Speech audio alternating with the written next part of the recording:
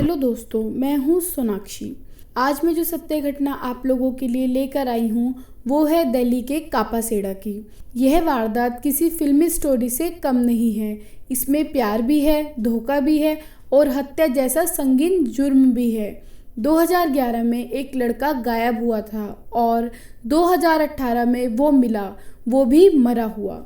ये केस पूरे 8 साल बाद सोल्व हुआ था। पुलिस ने कड़ी मेहनत के बाद बिना किसी सबूत और गवाह के ये केस सुलझाया था, लेकिन जब इस केस के हत्यारों के बारे में पता चला था तब सब के सब हैरान रह गए थे। पूरी सत्य घटना सुनने से पहले दोस्तों, आप हमारे चैनल पर नए हैं तो कृपया चैनल को सब्सक्राइब कर दें और वीडियो को लाइक कर दें और कमेंट करना ना भूलें कि आपको यह सत्य घटना कैसी लगी। राजस्थान के अलवर जिले के टपूकड़ा गांव में एक लड़का रहता था। नाम था कमल सिंगला। कमल ट्रांसपोर्ट और बिल्डिंग मटेरियल सप्लाई का काम करता था। 2010 में कमल अपने घर के पास ही एक फ्लैट बनवा रहा था। उस घर के सामने एक लड़की अपने परिवार के साथ रहती थी। उस लड़की का नाम था शकुंतला। कमल को पहली ही नज़र में शकुंतला पसंद आ गई थी। वो कैसे भी करके शकुंतला से बात करना चाहता था, इसलिए कमल ने शकुंतला के भाई राजू से दोस्ती कर ली और उसके बहाने से शकुंतला के घर आना जाना शुरू कर दिया। धीरे धीरे उसने शकुंतला से भी बात करनी शुरू कर दी।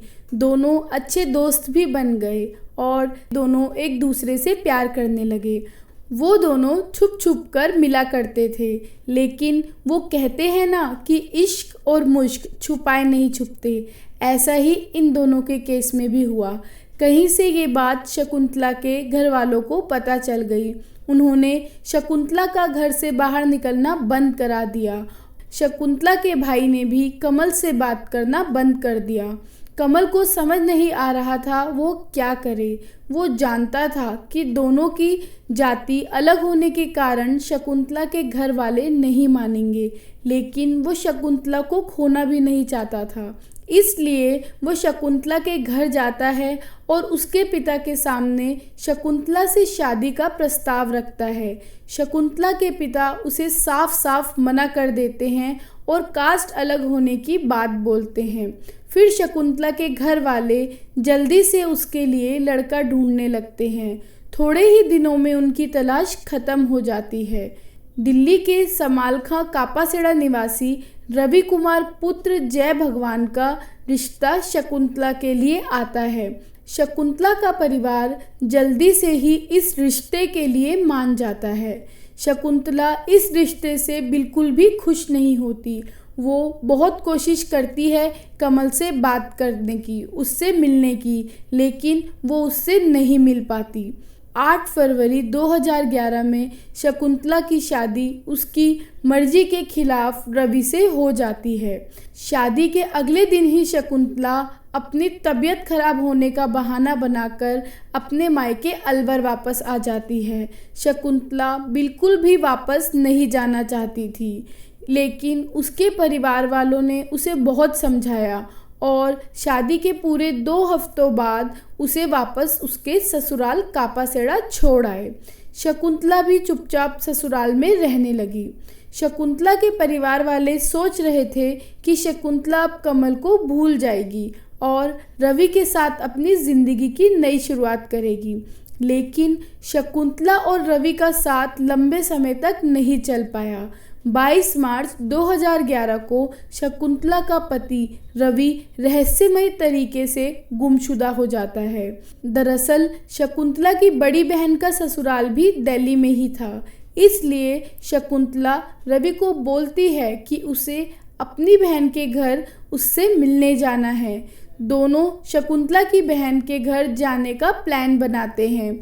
22 मार्च 2011 की सुबह घर से दोनों निकलते हैं, लेकिन शाम को बस शकुंतला अकेली अपने ससुराल वापस आती है और रवि के बारे में सबसे पूछती है, लेकिन किसी को कुछ पता नहीं होता क्योंकि लास्ट टाइम रवि शकुंतला के साथ ही गया था।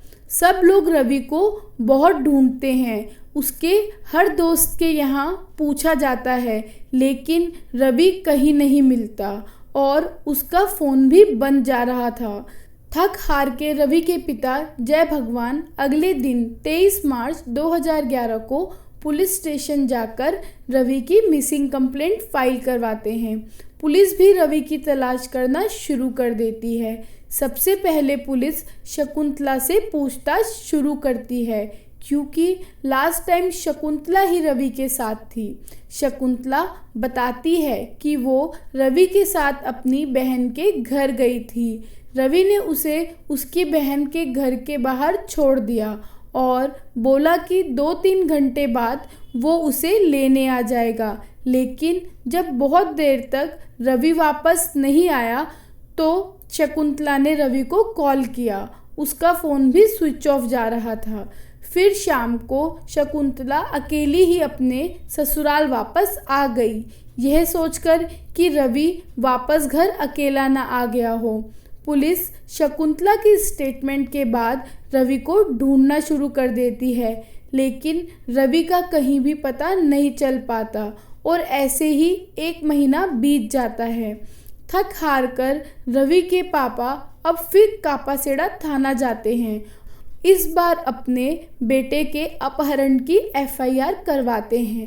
अब पुलिस रवि के अपहरण के एंगल से छानबीन शुरू करती है, लेकिन तब भी पुलिस को रवि का कोई भी सुराग नहीं मिल पाता कि आखिर रवि के साथ हुआ क्या और वो कहाँ गया। टाइम बीतता चला जाता है, लेकिन अभी तक रवि का कुछ पता नहीं चलता और इसीलिए ये केस अब दिल्ली के क्राइम ब्रांच को दे दिया जाता है। क्राइम ब्रांच तेज़ी से इस केस में छानबीन शुरू कर देती है। जितने भी लोग शक के घेरे में थे, सबसे पूछताछ शुरू की जाती है। रवि के घर वालों ने शक जताते हुए पुलिस के आगे 3 नाम दिए थे: शकुंतला, शकुंतला का भाई राजू और शकुंतला के पड़ोस में रहने वाला कमल।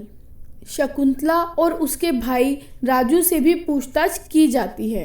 राजू तो सब कुछ बता देता है, लेकिन शकुंतला की बातों से क्राइम ब्रांच को उस पर शक होने लगता है, क्योंकि वो ठीक से सवालों का जवाब नहीं दे रही थी। जब पुलिस कमल के बारे में पूछती है तो रवि के पापा बताते हैं कि कमल सिंगला शकुंतला के मायके के पास रहता था। कमल उनके घर आने जाने लगा, लेकिन जब से रवि गायब हुआ है, कमल एक बार भी उनके घर नहीं आया है। फिर पुलिस कमल को बुलाकर पूछताछ करती है, लेकिन शकुंतला और कमल से बात करने के बाद भी कुछ पता नहीं चल पा रहा था कि आखिर रवि कहाँ गायब हो गया। क्राइम ब्रांच ये बात समझ गई थी कि रवि के गायब होने के पीछे शकुंतला और कमल का ही हाथ है, क्योंकि ये दोनों बार बार अपना बयान बदल रहे थे। सब जानते हुए भी पुलिस कुछ नहीं कर पा रही थी, क्योंकि उनके पास कोई प्रूफ या गवाह नहीं था और ना ही उन्हें अब तक ये पता चल पाया था कि आखिर रवि के साथ हुआ क्या था, वो जिंदा भी था या नहीं। पुलिस अब कोर्ट से शकुंतला, शकुंतला का भाई राजू और कमल के पॉलीग्राफ टेस्ट कराने के लिए परमिशन मांगती है और 2012 में पुलिस को कोर्ट से परमिशन मिल जाती है। शकुंतला, राजू और कमल का पॉलीग्राफ टेस्ट होता है, लेकिन शकुंतला और कमल इतने शातिर थे कि इनको इस टेस्ट में क्लीन चिट मिल जाती है। इसके बाद कमल और शकुंतला आज़ाद घूमने लगते हैं और ऐसे ही समय बीतता जाता है और क्राइम ब्रांच भी ज़्यादा कुछ नहीं कर पाती। रहस्यमयी तरीके से अचानक गायब हुए बेटे को इंसाफ दिलाने के लिए रवि के पिता जय भगवान लगातार लड़ाई लड़ रहे थे।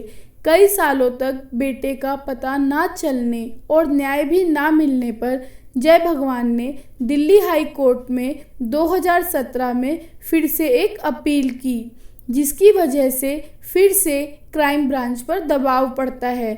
इस बार क्राइम ब्रांच शक के घेरे में आए कमल और शकुंतला के भाई राजू के ब्रेन मैपिंग टेस्ट करवाना चाहते हैं और इसके लिए वो कोर्ट से परमिशन भी ले लेते हैं, लेकिन कमल ब्रेन मैपिंग टेस्ट के लिए बिल्कुल भी राजी नहीं होता। बट ये कोर्ट का आदेश होता है, इसलिए कमल को ब्रेन मैपिंग टेस्ट करवाना पड़ता है। कोर्ट के आदेश पर 2017 में टपुकड़ा निवासी ट्रांसपोर्टर कमल और शकुंतला के भाई राजू की ब्रेन मैपिंग करवाई जाती है। इसमें शकुंतला का भाई राजू को तो क्लीन चिट मिल जाती है, वो बेगुनाह साबित हो जाता है। लेकिन कमल जो खुलासे करता है वो बेहद ही चौंका देने वाले होते हैं। कमल ब्रेन मैपिंग में बताता है कि वह शकुंतला से बहुत प्यार करता है और शादी भी करना चाहता था, लेकिन अदर कास्ट होने की वजह से शकुंतला के पेरेंट्स शादी के लिए नहीं माने।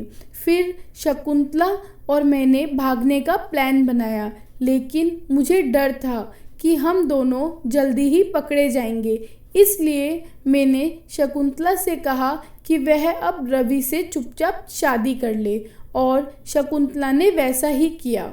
मैंने उसे समझा दिया था कि रवि के साथ कभी भी कोई भी शारीरिक संबंध ना बनाए, क्योंकि हम दोनों बाद में जल्दी ही शादी कर लेंगे।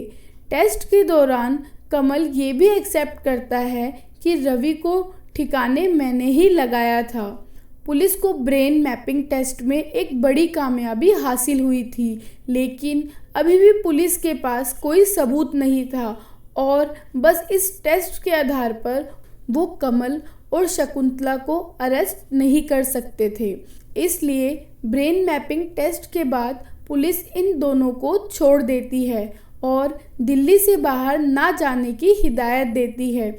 लेकिन अगले ही दिन कमल और शकुंतला शहर छोड़ के भाग जाते हैं और पुलिस को भी ये यकीन हो जाता है कि जो भी बातें कमल ने टेस्ट के दौरान बताई थी वह सब सच थी। पुलिस जल्दी से दोनों को ढूंढना शुरू कर देती है, लेकिन इन दोनों का कहीं पता नहीं चलता और ऐसे ही करते करते 1 साल से भी ज़्यादा का समय बीत जाता है, लेकिन कमल और शकुंतला का कहीं पता नहीं चल पा रहा था। पुलिस को जो भी सूचना मिलती इन दोनों के बारे में वह सब गलत निकलती।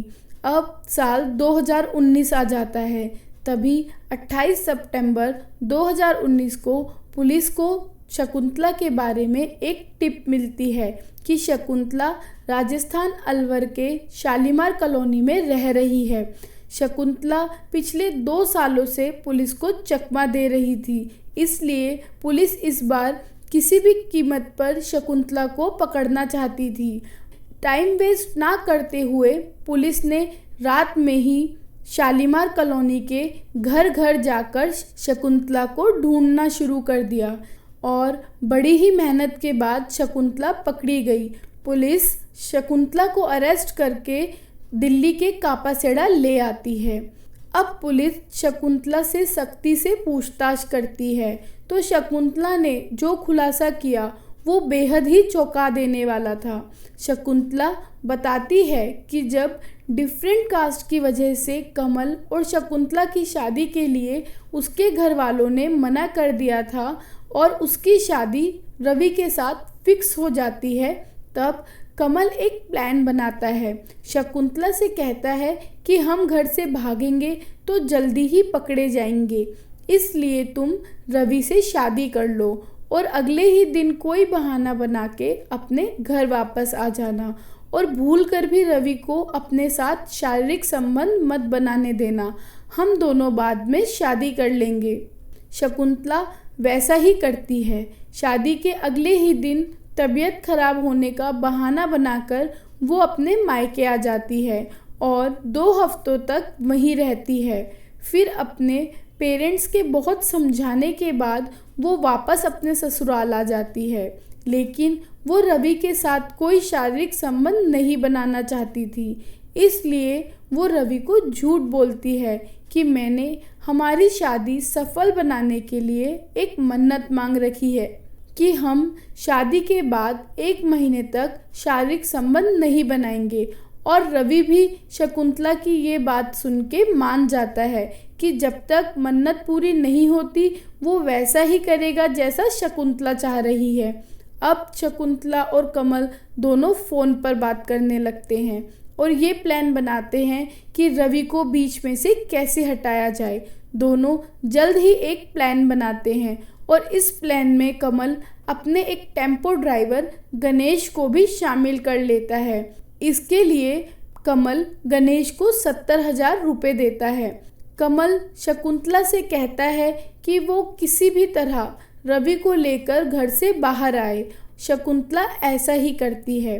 22 मार्च 2011 को वो रवि को बोलती है कि उसे अपनी बहन से मिलने जाना है जो दिल्ली में रहती है। रवि भी मान जाता है और दोनों घर से निकल जाते हैं। जब दोनों किसी ऑटो का वेट कर रहे होते हैं तभी उनके पास एक गाड़ी आके रुकती है जिसमें कमल बैठा होता है।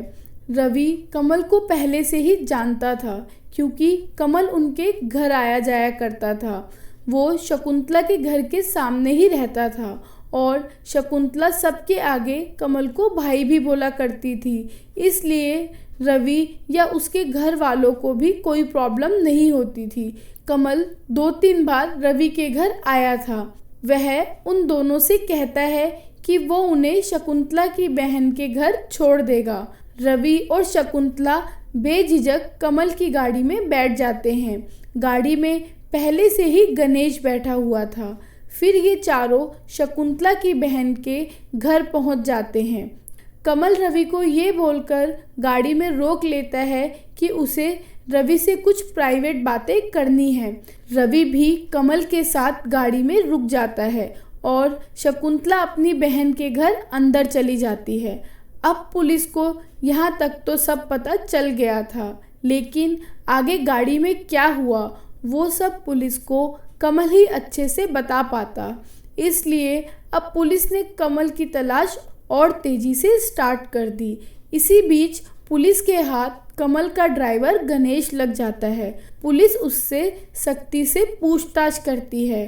वो ये एक्सेप्ट कर लेता है कि उसने और कमल ने ही मिलकर रवि का खून किया था।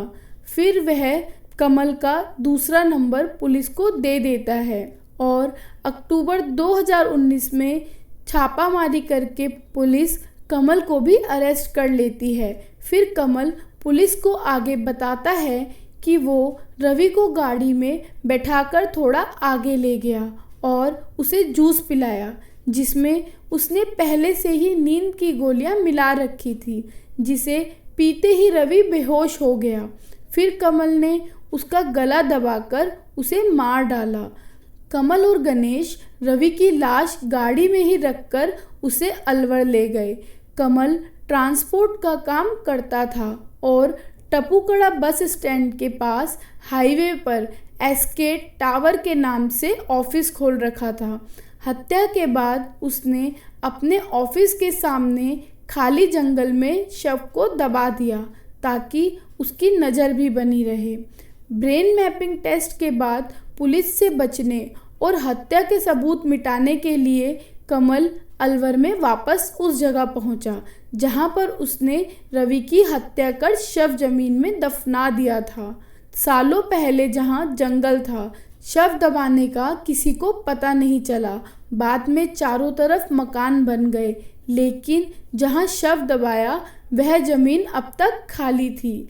मकान बन जाते तो कंकाल नहीं मिलता। कमल ने जमीन खोदकर आधा अधूरा कंकाल निकाला। बाद में चारों तरफ मकान बन गए, लेकिन गनीमत यह रही कि जहां शव दबाया वह जमीन अब तक खाली थी। मकान बन जाते तो कंकाल नहीं मिलता। कमल ने जमीन खोदकर आधा अधूरा कंकाल निकालकर उसके 70 टुकड़े कर अलवर से रेवाड़ी तक के कई किलोमीटर तक के रास्ते में फेंक दिया। कमल ने रवि की हत्या करना कबूल कर लिया था। पुलिस दोनों को लेकर टपुकड़ा पहुंची और तिजारा एसडीएम की मौजूदगी में बुलडोजर से खुदाई कराई गई। दिल्ली पुलिस की क्राइम ब्रांच के जांच अधिकारी कमलेश्वर राय के मुताबिक खुदाई में रवि के शव के कुछ कंकाल और अवशेष बरामद हुए थे। रवि को मारने के बाद शकुंतला और कमल ने शादी कर ली थी और अब ये केस कोर्ट में चल रहा है। कमल, शकुंतला और गणेश तीनों ही जेल में बंद हैं। रवि को इंसाफ मिलने में पूरे 8 साल से भी ज़्यादा का समय लग गया। रवि के परिवार वालों को आज भी विश्वास नहीं होता कि इतनी सीधी सादी दिखने वाली शकुंतला ने अपने प्यार के लिए उनके बेटे को मरवा दिया था। दोस्तों, आपका क्या विचार है इस सत्य घटना पर? कमेंट करके ज़रूर बताएं। दोस्तों, इस कहानी को सुनाने का उद्देश्य किसी को परेशान करना या किसी का दिल दुखाने का नहीं है, बल्कि हम चाहते हैं कि आप लोग इस घटना को सुने और सतर्क रहें तथा अपना और अपने परिवार का ख्याल रखें। और आपने अगर अब तक इस चैनल को सब्सक्राइब नहीं किया है तो प्लीज़ चैनल को सब्सक्राइब कर दें और बेल आइकन भी प्रेस कर दें। तो अब जल्द ही मिलते हैं एक और नई सत्य घटना के साथ।